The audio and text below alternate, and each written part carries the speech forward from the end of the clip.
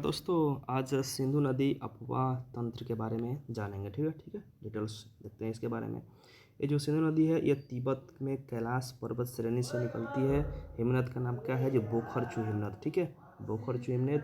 और इसको तिब्बत में बोखरचू हिमनद को सिंगी बखान या शेरमुख कहा जाता है। ठीक है, याद होना चाहिए।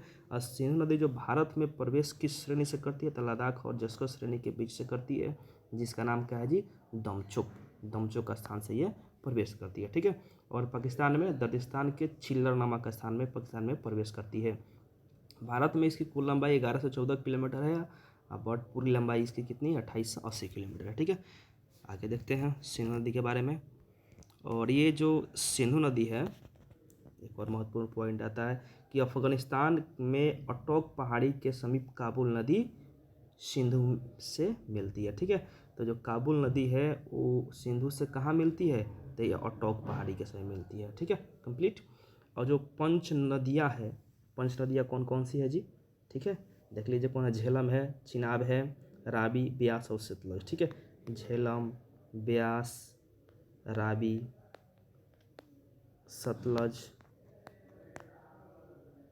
और कौन सा, चिनाब। ठीक है, ये पांचों नदियाँ जो है ये कहाँ जाकर मिलती है जी, ये पाकिस्तान के मिथनकोट स्थान पर ये सिंधु नदी में मिल जाती है। कंप्लीट।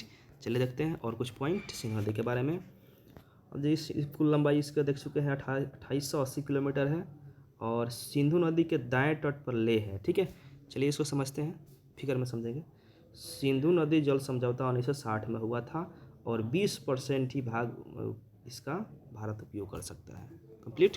देखते हैं इसको फिगर में देखते हैं। ये जो सिंधु नदी यहाँ से कैलाश पर्वत है, वहाँ से जो बोखरचू हिमनद है वहाँ से निकलती है, जिसको तिब्बत में सिंगी बखान या शेरमुख कहा जाता है। ठीक है, यहाँ से निकलते हुए ये भारत में प्रवेश करती है। और जो भारत में प्रवेश करती है उसका स्थान क्या है जी, जस्कर और लद्दाख श्रेणी में एक स्थान है दमचोक में प्रवेश करती है। ठीक है, और ये प्रवेश करते हुए देखिए यहाँ इस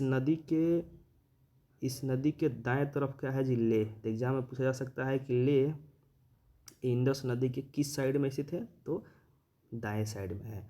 और यहाँ से ये बाएं साइड में कौन सा है जी, श्रीनगर है। ठीक है, complete.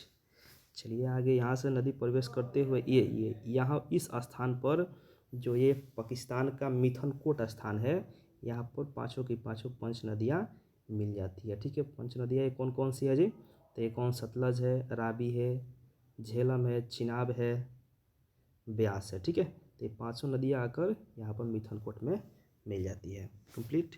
Thank you very much.